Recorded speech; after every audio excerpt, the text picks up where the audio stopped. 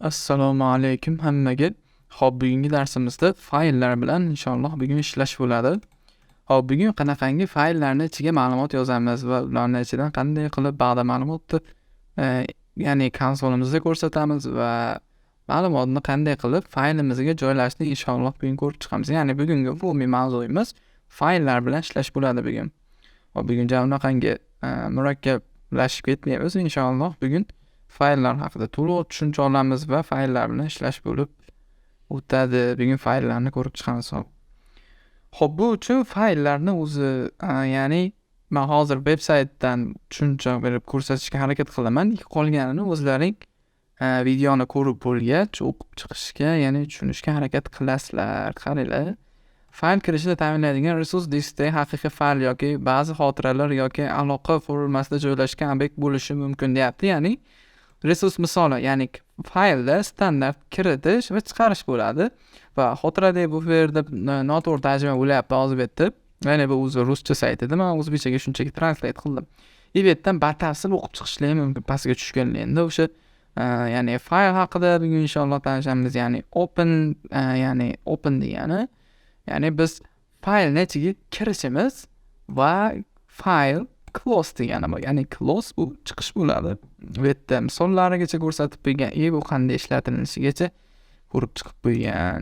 Ba'da read, write, append degan funksiyalar bor. Ya'ni o'zining tayyor funksiyalar. O'shalar haqida ham o'zingizgina o'qib, ko'rib tushunishga harakat qilasizlar. Men hozir joyini ko'rsatib qo'ydim. Endi qaranglar, men hozir tushuntirishni boshlayman inshaalloh. Hop. Masalan, f degan o'zgaruvchi ochaman va bunga open degan o'sha funksiyamizni yozaman. Ya'ni bu open faylni ichiga kirishni ta'minlab beruvchi ya'ni funksiya deyiladi. Ya'ni bitta biron bir o'sha faylni nomi yoziladi. Masalan, fayl o'zi bo'lishi mumkin. Fayl и разрешение. Ya'ni tekstovoy разрешение, tekstovoy format. Okay. Hop, endi f ni close qilib, ya'ni close degan funksiya bu chiquvchi funksiyamiz. Ya'ni bu yerda hozir hech narsa bo'lmaydi. Masalan, hozir men bu yerda mana faylni men uni o'chirib tashlayman-da. Men hali endi ya'ni bu videoni ko'rsatishdan oldin sinab ko'rgandim. Qaranglar, men bu yerda yangi tekstovoy format ochib ko'raman, ya'ni fayl ochib ko'raman, ya'ni fayl tekstovoy. Ana fayl tekstovoy dokument ochib oldim va bu yerda men hozir buni run qilaman. Buni yo'lga olib turamiz. Ana run qilsam hech narsa bo'lmaydi bu yerda. Nimaga? Chunki men hech narsa qilganim yo'q. Men faqat faylga kiryapman va chiqyapman. Shunchaki oxirida chiqib ketyapman. Va men bu yerdan biron bir buyruq berishim mumkin. Qaranglar.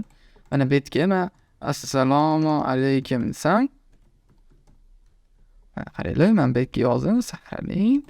Yerda olib chiqib turaman-da. Qaranglar, bu yerda men o'sha mana bu faylni men o'qitmoqchiman, ya'ni ba'zi konsolimda, ya'ni bu hozir mana bu fayl, ya'ni open the text faylni ichiga kiradi va bu yerda buyruq bajaradi va chiqib ketadi.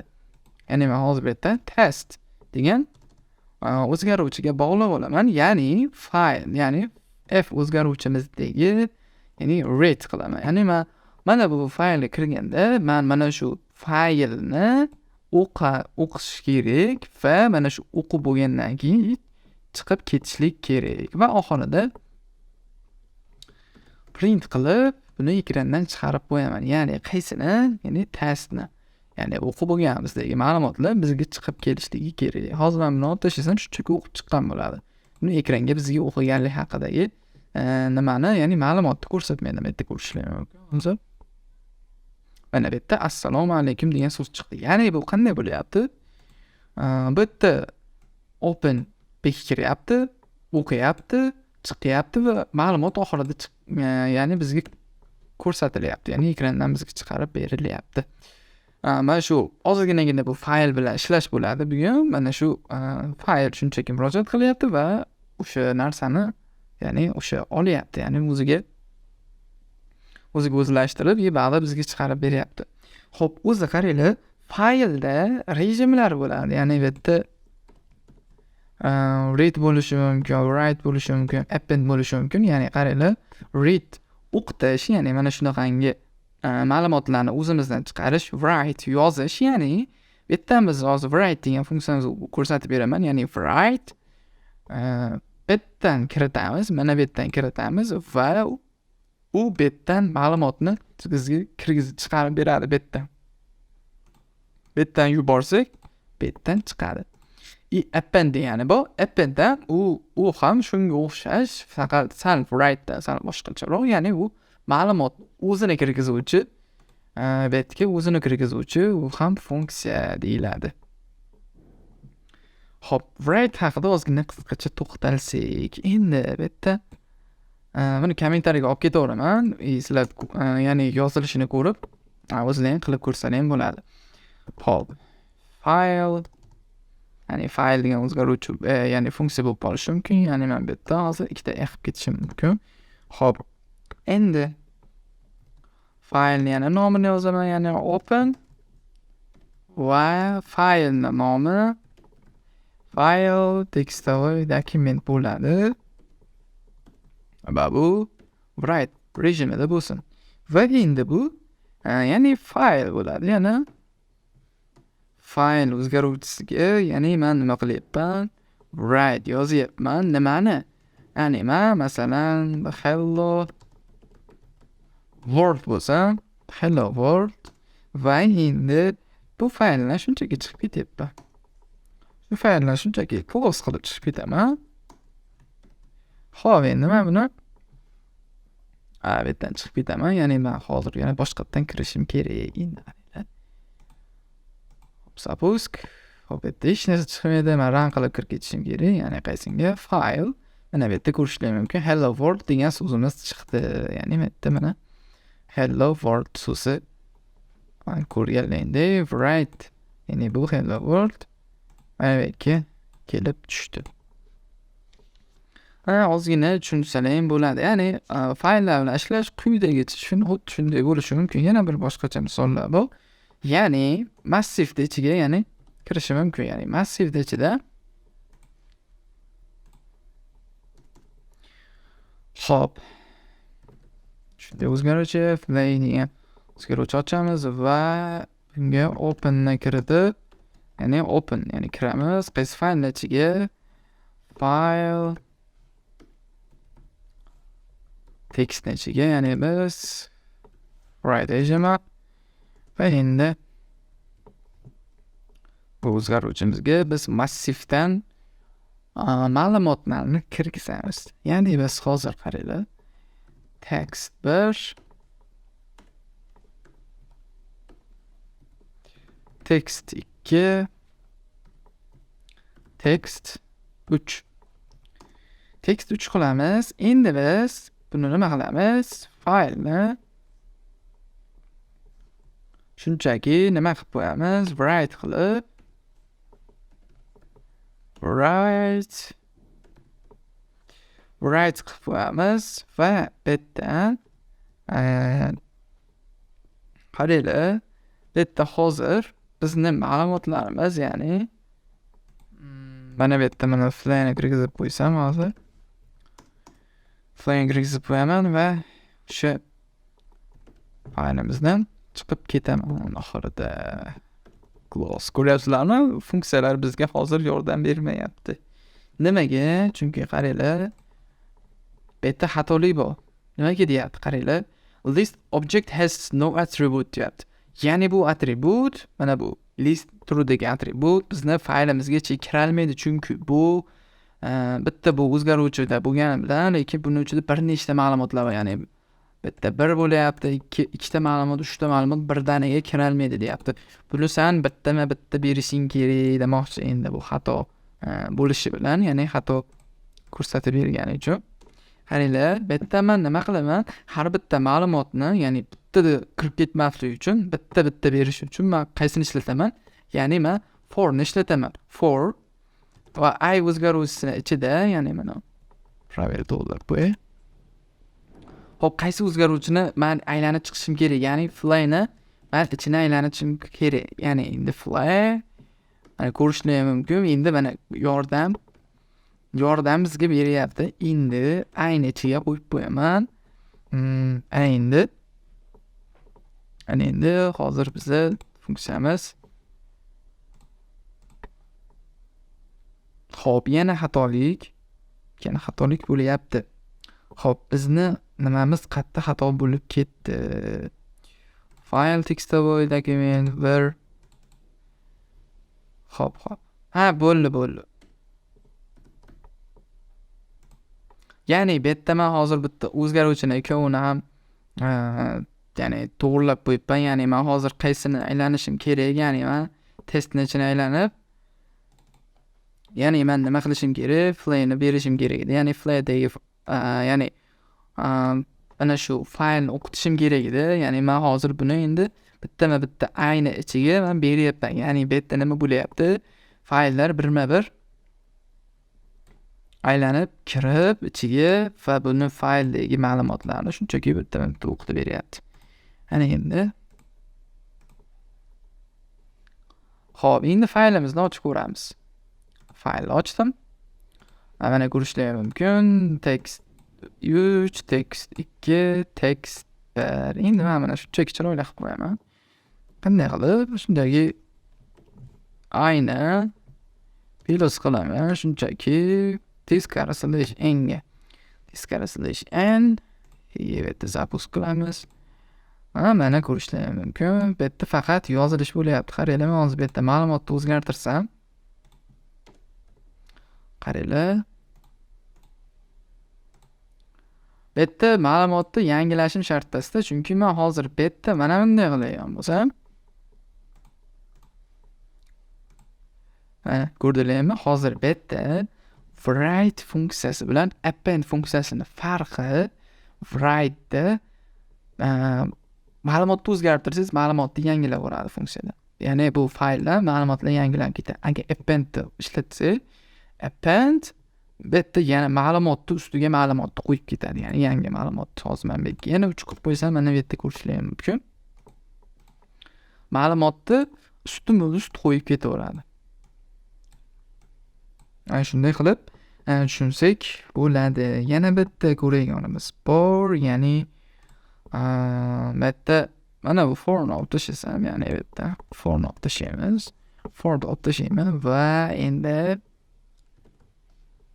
fly'ga write lines degan funksiyamiz bor. Ya'ni bu funksiya nima qilib beradi? Ya'ni bizni o'sha massivdagi ma'lumotlarni shunchaki o'qitib beradi. Mana bu yerda ko'rishlar mumkin. Men oxiridagi, ya'ni bular emas. Endi hozir hammasini shunday o'chirib chiqib ketaman. Mana endi buni run qilib ko'ramiz.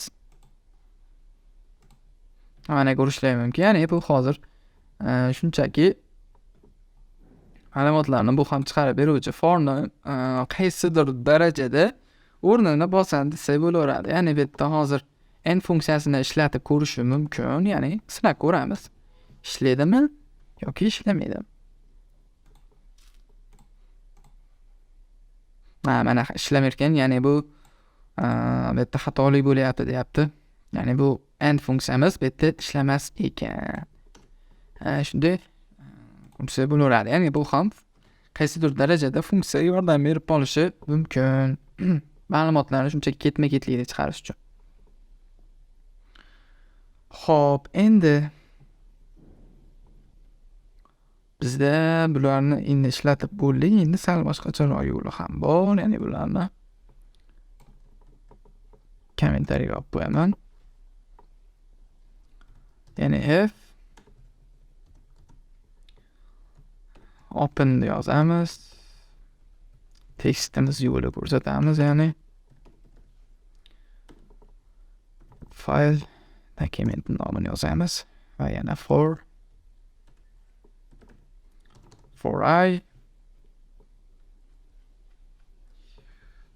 I and f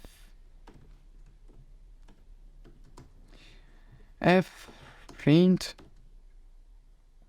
I yozamiz va yoniga mana bunday qilib shunchaki ma'lumotni chiqaryapman hozir bu yerda. print or close. Mana bu narsani ochib qo'yaman, ya'ni men aytdim massivda olaman.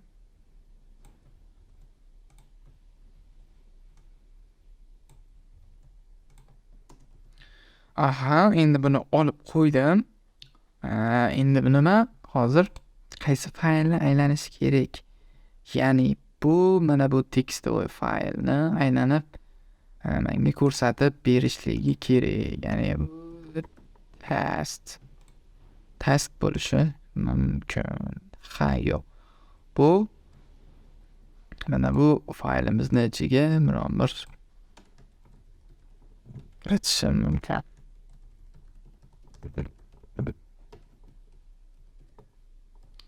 Hop, betga buni kirgizib qo'yaman. Endi biz mana bu yerda xo'sh. Bu ham read funksiyamiz bor edi. Mana shu funksiyamizga bu ham yordamchi bo'lishi mumkin. Endi men bu yerda mana bu so'zni ikkita qilib qo'ysam-chi. Endi-chi.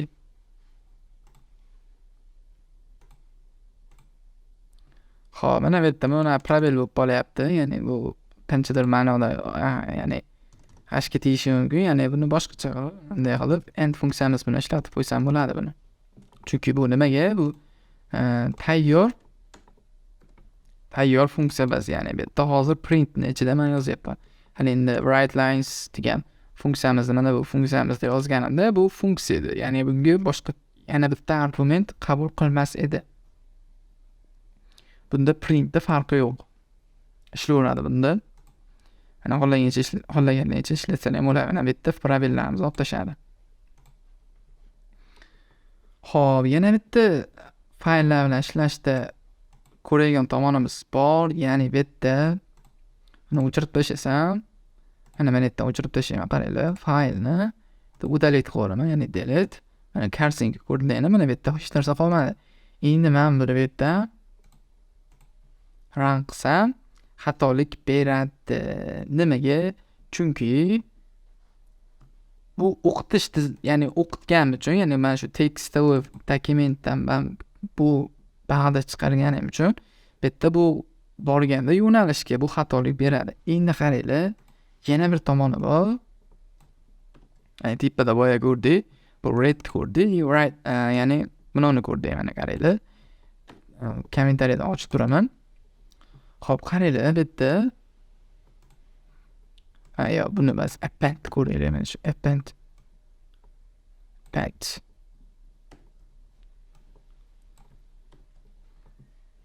Xo'p, qaranglar, men endi o'chirib tashladim. Men buni bu yerda zapust qilsam, qaranglar, bu yerda fayl o'zi ochiladi. Nimaga? Chunki bu ma'lumot kiritilyapti, chiqarilmayapti. Shunga ma'lumotlarimiz bu yerda faylning o'zi ham ochiladi va ichiga ma'lumot ham kiritilgan bo'lishligi kerak. Mana ko'rishingiz mumkin, bu yerda fayl ma'lumotlar kirgizilgan. Mana shunday tushunsak bo'ladi. Xo'p, bugungi o'tadigan mavzuyimiz shulardan iborat edi. Inshaalloh qisqacha fayllar haqida ham ozginagina tushunchamiz bo'ldi. Xo'p, buguncha shular edi. Keyingi darslarda ko'rishguncha xayr, sog' bo'linglar, salomat bo'linglar.